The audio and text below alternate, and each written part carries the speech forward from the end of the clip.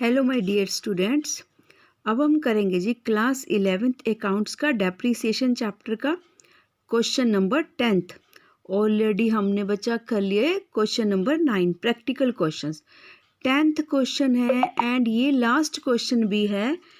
किस चीज़ का last question है बच्चे? ये हमने स्टार्ट किया था ओरिजिनल कॉस्ट मेथड। ठीक है जी, ओरिजिनल कॉस्ट मेथड के अकॉर्डिंग हमने टोटल 10 क्वेश्चंस कंप्लीट कर लिए। फर्स्ट से लेकर 9 कर लिए, 9 कर लिए। 10th नंबर क्वेश्चन है ये और this is the last question of first method. Second बात बच्चे क्या देखना है स्टूडेंट इसमें, ये मेथड क्योंकि देखिए यहाँ पर तो हमें पता है बाइफरकेट करके दिया हुआ है, सब कुछ कैटेगराइज्ड है।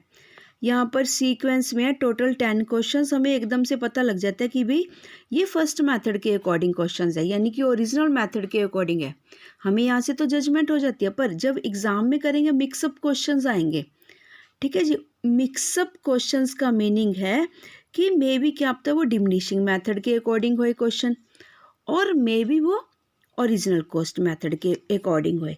तो हम बाइफरकेट कैसे करते हैं, वहाँ पर रेट दिया होता है कि रेट तो देखो दोनों में ही दिया होता है, बोथ ऑफ द मेथड्स में rates of depreciation, how we will charge the depreciation, ये तो दोनों में सभी क्वेश्चंस में दिया होता है। पर हमें कहाँ से पता लगता है, हमें पता लगता है मेथड लिखा होता है वहाँ पर। देखिए जैसे यहाँ पर स्ट्रेट लाइन मेथड लिखा है। ठीक है, सेकेंड बात बच्चे क्या बताना चाहती हूँ मैं एक्चुअली इसमें, जो ओरिजिनल कॉस्ट मेथड के डेप्रिसिएशन के क्वेश्चंस हैं वो कहाँ पर सूटेबल है, जिन क्वेश्चंस की लाइफ स्पैन, लाइफ पीरियड बताया हुआ होता है कि ये 9 साल 10 साल चलेगी मशीनरी, उनमें ये मेथड इम्प्लीमेंट किया जाता है। ठीक है, देखिए मैं आपको लास्ट थोड़ा सा ले चलती हूँ। सूटेबिलिटी है, सूटेबिलिटी का मतलब ये जो डेप्रिसिएशन का चैप्टर है, ये डेप्रिसिएशन का चैप्टर में दोनों मेथड्स हैं कहाँ कहाँ सूटेबल है। ये देखिए बस जस्ट एक लाइन गिवन है जी, दिस मेथड का मतलब ये वाला मेथड, देखिए दिस मेथड का मतलब बच्चे स्ट्रेट लाइन मेथड। ठीक है, ये कहाँ सूटेबल है, this method is suitable for those assets whose useful life can be estimated accurately। ठीक है, आपने देखा ही है, हमने स्टार्टिंग में कितने क्वेश्चंस किए हैं, उनमें लिखा होता था कि 4 इयर्स की लाइफ है। 4 इयर्स की तो खैर काफ़ी कम लिखी है, नहीं 10 इयर्स की 20 इयर्स की लिखा होता था। ठीक है, and which don't require much expenses on repairs and renewables, ये भी ध्यान रखना। ठीक है, ये वो एसेट्स हैं, वो मतलब इन मतलब इस टाइप की एसेट्स के ऊपर, ठीक है, जो डेप्रिसिएशन चार्ज की जाती है वो ओरिजिनल कॉस्ट के अकॉर्डिंग की जाती है। उस टाइप की एसेट्स हैं जिन पे बारी बारी हम रिपेयर्स करवाते ही नहीं, बस हमें पता है कि भाई आज अगर हमने इंस्टॉल की है मशीनरी, ये इसका लाइफ स्पैन ऑलमोस्ट 10 to 15 या 10 to 20 ईयर्स होगा, बस ये वो वाले हैं। ठीक है जी, चलो अब हम वापस चलते हैं जी अपने 10th नंबर क्वेश्चन पर। 10th नंबर लास्ट क्वेश्चन है। देखिए इसमें ये बहुत इंपॉर्टेंट क्वेश्चन है। एक तो सबसे बड़ी बात एग्जामिनेशन पॉइंट ऑफ व्यू से क्यों इंपॉर्टेंट है, वेरी स्मॉल सा क्वेश्चन है, बस इसमें कुछ कंसेप्ट हैं। एग्जामिनर हमेशा चेक करना चाहता है कि स्टूडेंट्स को कंसेप्ट क्लियर है। क्या कंसेप्ट है, देखिए वेरी इजी सा क्वेश्चन है।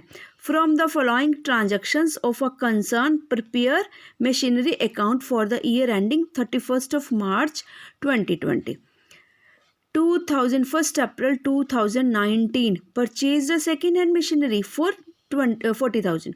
बच्चे यहाँ पे बहुत ध्यान से देखनी है, 3-4 लाइन से काम की। एक मशीनरी 1 अप्रैल 2019 को 40,000 की सेकेंड हैंड खरीदी गई। उस मशीनरी को वर्किंग कंडीशन में लाने के लिए 10,000 रुपये हमने उसके ऊपर रिपेयर के एक्सपेंस कर दिए। ये वाली लाइन का स्पेशल ध्यान रखना है।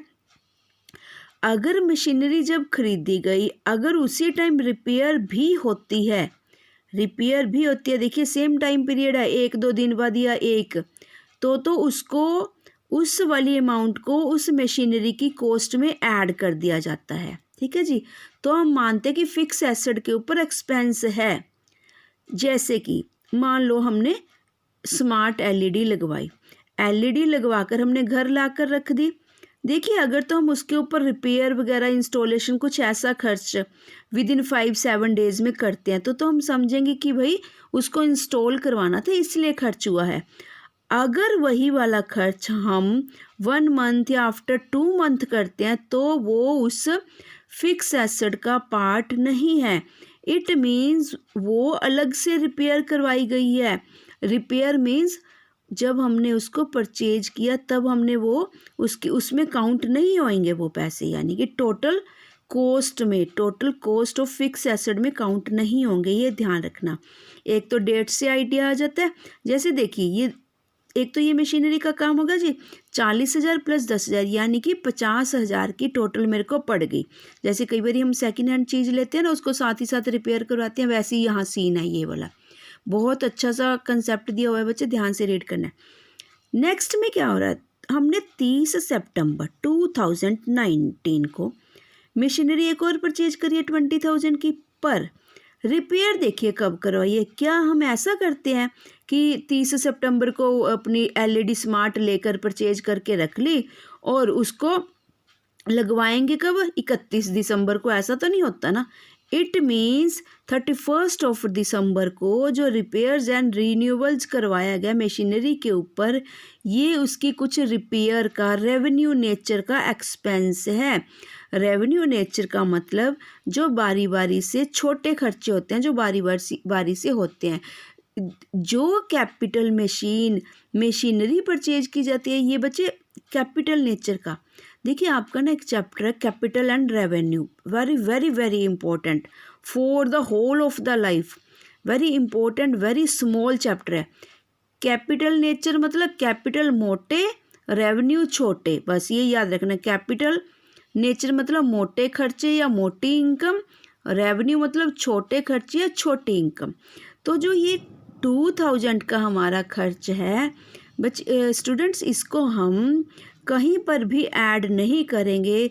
जो हमने 20,000 परचेज किया है ये हमारा कैपिटल एक्सपेंडिचर है, पर जो 2000 खर्च करें ये हमारा रेवेन्यू एक्सपेंडिचर है। देखिए capital expenditure next further 2 types के होते हैं, ऐसे ही रेवेन्यू एक्सपेंडिचर भी 2 टाइप्स के होते हैं। कैपिटल एक्सपेंडिचर होते हैं इनकम एंड एक्सपेंसेस। ऐसे रेवेन्यू भी कैसे होते हैं, इनकम, रेवेन्यू नेचर की इनकम और रेवेन्यू नेचर के एक्सपेंसेस। मैं आपको पहले थोड़ा सा रेवेन्यू का मतलब बताती हूँ। रेवेन्यू होता है रैकरिंग नेचर। रैकरिंग नेचर मतलब बारी बारी होने वाले खर्चे। बारी बारी का मतलब विद इन 1 ईयर होने वाले एक्सपेंसेस। विद इन 1 ईयर होने वाले का मतलब जो प्रॉफिट एंड लॉस अकाउंट को इफ़ेक्ट करते हैं। जो कैपिटल होती है स्टूडेंट्स, कैपिटल हमारी इफ़ेक्ट करती है बच्चे। कैपिटल से रिलेटेड कुछ भी मेरे एक्सपेंसेस, इनकम कुछ भी होते हैं वो मेरी बैलेंस शीट को इफ़ेक्ट करती है। ठीक है जी। जो रेवेन्यू नेचर की प्रॉफिट्स एंड लॉसेस होते हैं वो क्या होते हैं, जब हम प्रॉफिट एंड लॉस बनाते हैं। देखिए स्टूडेंट, जो सैलरी है, वेजेस है, हमें पता है विद इन 1 ईयर, ठीक है, 1-2 मंथ तो हम पोस्टपोन कर सकते हैं, आउटस्टैंड छोड़ सकते हैं। पर सैलरी है, वेजेस है, ये थोड़ी ना होता है कि after 2 years, after 3 years paid करेंगे। तो ये इसकी कुछ एग्जाम्पल्स हैं। सैलरी, वेजेस, लाइटिंग एक्सपेंसेस, ठीक है जी, कुछ इसी टाइप के जो विद इन 1 ईयर हमें पेमेंट करनी ही करनी होती है। कैपिटल एक्सपेंडिचर होते हैं हमारी मशीनरी से रिलेटेड। ठीक है जी, जैसे आपको बताया मशीनरी परचेज की कैपिटल एक्सपेंडिचर है। ठीक है जी। अगर मशीनरी को ही सेल करेंगे, जो पैसा इससे आएगा वो हमारी कैपिटल इनकम है। तो ये किस चीज़ को इफ़ेक्ट करते हैं डायरेक्टली, हमारी बैलेंस शीट को। चलो ये तो होगा जी, जो मैंने काफ़ी डिस्कशन कर दी, पर आपको स्टूडेंट्स कैपिटल और रेवेन्यू वाला चैप्टर ज़रूर पढ़ना है। और ठीक है, और ऐसा ही एक प्रोविजंस का है, वो फिर बाद में किसी क्वेश्चन के साथ जब रेलेवेंट होगा तब बताएंगे, अभी उसको साथ मत पढ़ना, अदरवाइज़ दोनों एक से चैप्टर हैं, बड़ी कन्फ्यूजन हो जाएगी। अभी आप सिर्फ कैपिटल एंड रेवेन्यू वाला चैप्टर पढ़ना इस टॉपिक को और ज़्यादा क्लैरिफिकेशन करने के लिए। चलो देखिए जी, बस ये यहाँ पर ऐड ऑन नहीं होगा। और जी डेप्रिसिएशन किस मेथड से है कोई फ़र्क नहीं पड़ रहा, क्योंकि हमें सिर्फ 1 साल का अकाउंट मेंटेन करना है। 1 साल का होता है तो उस पर ओरिजिनल मेथड हो चाहे डिमिनिशिंग मेथड हो, कोई फ़र्क नहीं पड़ता। पर ये question examination point of view से वेरी वेरी इंपॉर्टेंट, सो आपने अच्छे से करना है। और जो नीचे नोट दिया हो गया बच्चे, इसी के रिगार्डिंग नोट दिया हुआ है। क्या नोट दिया गया जी? Repair charges of ₹2000 have been incurred on December 31st, whereas the machinery has been purchased on 30th September। कितना डिफरेंस है ना, कितने मंथ का डिफरेंस हो गया। As such, it is an expenditure of revenue nature and hence will not be recorded in machinery account। machinery account हमारा capital nature का है। रेवेन्यू एक्सपेंडिचर मतलब जो हमारा प्रॉफिट एंड लॉस को, नेट प्रॉफिट को इफेक्ट करेगा। यहाँ से ये क्लियर हो गया। अब हम इसका सोल्यूशन भी देख लेते हैं। वेरी इजी, वेरी स्मॉल सा सोल्यूशन है। देखिए कुछ भी नहीं करना, मशीनरी अकाउंट मेंटेन करना है आपने, ठीक है जी। डेट पर्टिकुलर अमाउंट डेट, ठीक है, ये आपको पता ही है जी। 6 कॉलम्स का मशीनरी अकाउंट मेंटेन किया जाता है। 1 अप्रैल टू बैंक, आप इनको कंबाइंडली भी लिख सकते थे 40,000 प्लस 10,000, क्योंकि एक सिंगल चेक भी दे सकते हैं सम ऑफ द टाइम सम, या फिर सेपरेट कर दिया। चलो ये दोनों एक ही बात है, कैसे भी कर सकते हैं। सेकेंड, इसी के रिगार्डिंग हमने 30 सितंबर को एक मशीनरी परचेज की 20,000 की। इसी के साथ जो 2,000 रिपेयर दिए इसमें ऐड मत कर देना भूल के। आप सोचोगे कि 10,000 को ऐड करा, इसको भी नहीं। इसका कुछ ध्यान से एनालिसिस कीजिए, क्वेश्चन को इंटरप्रेट एनालिसिस कीजिए, क्या कंक्लूजन निकल रहा है क्वेश्चन का, है ना। तो 10,000 यहाँ ऐड होंगे, यहाँ पर नहीं ऐड करना कुछ, ये याद रखना। क्योंकि बच्चे हमने ना क्वेश्चंस में से कैपिटल और रेवेन्यू नेचर की आइटम्स सेपरेट करनी होती है। यहाँ पर डेप्रिसिएशन कैसे चार्ज करोगे? फुल 50,000 के ऊपर, ठीक है जी, 50,000 के ऊपर प्लस 20,000 के ऊपर 10% के रेट से। और इसके 6 मंथ की आपको पता है कि 30 सितंबर टू 31 मार्च कितने मंथ बने? सितंबर, अक्टूबर, नवंबर, 30 सितंबर है ना। सितंबर का मंथ तो काउंट ही नहीं होना। 30 सितंबर, सितंबर तो निकल ही चुका। सितंबर को छोड़ दीजिए, अक्टूबर, नवंबर, दिसंबर, 3 मंथ 2019 के, 3 मंथ 2020 के, 6 मंथ हो गए, ठीक है जी। ऐसे ही हम डेप्रिसिएशन चार्ज करेंगे जी 1,000। अब यहाँ पर 31 मार्च यहाँ पर भी लिख लेना, यहाँ थोड़ा सा अच्छा लगता है कि लिखा हुआ ना, यानी कि एक तरह से सेपरेट एंट्री सी आ जाती है ना, तो यहाँ पर अच्छा लगता है लिखा हुआ है। वैसे तो नहीं भी लिखेंगे, अंडरस्टूड है कि 31 मार्च कॉन्टिन्यूशन में है, पर यहाँ पे जब बैलेंसिंग करते हैं एकदम से बढ़िया लगता है लिखा हुआ। बाय बैलेंस शीट क्या आएगा जी? 50,000 माइनस 5,000, ठीक है जी, और 20,000 माइनस 1,000, बस 19। अब यहाँ पर हमारी एक्चुअली हमें पता है कि हम सब पहले इनर कॉलम में लिखते हैं, फिर आउटर कॉलम में। इनर कॉलम में यहाँ पे फाइंड आउट किया जाता है ना। यहाँ बच्चे स्पेस नहीं थी तो इसलिए मैं नहीं लिख पाई, यहाँ पे लिख दिया। पर आप कोशिश करना पहले इनर कॉलम में लिखना, फिर टोटलिंग करना, फिर आउटर कॉलम में दिखाना, ऐसे बैलेंसिंग का जी, ठीक है जी। तो इस रीजन से मैंने यहाँ इस पे नेक्स्ट कैरी ऑन कर दिया, brought down, CD carry down, carried down, BD brought down, यहाँ पे लिख दिया। क्योंकि आंसर जो बुक में दिखाया गया 64,000 का है, क्योंकि उन्होंने पूछा है 31 मार्च 2020 को हमारे पास कितना बैलेंस एग्जिस्ट कर रहा है जो भी मशीनरीज हैं। बस इसी के साथ ही बच्चे आपका क्वेश्चन कंप्लीट हुआ। इसकी वैसे नेसेसिटी नहीं है लिखने की, ठीक है जी। ये अगर लिख भी दोगे तो गलत नहीं होगा। और नीचे बच्चे जो ये ट्रांजैक्शन है इसके रिगार्डिंग हमें नोट लिखना पड़ेगा कुछ ना कुछ, ठीक है। आप इतना डिटेल में मत लिखना, बस डायरेक्टली लिख देना। क्या लिख दोगे?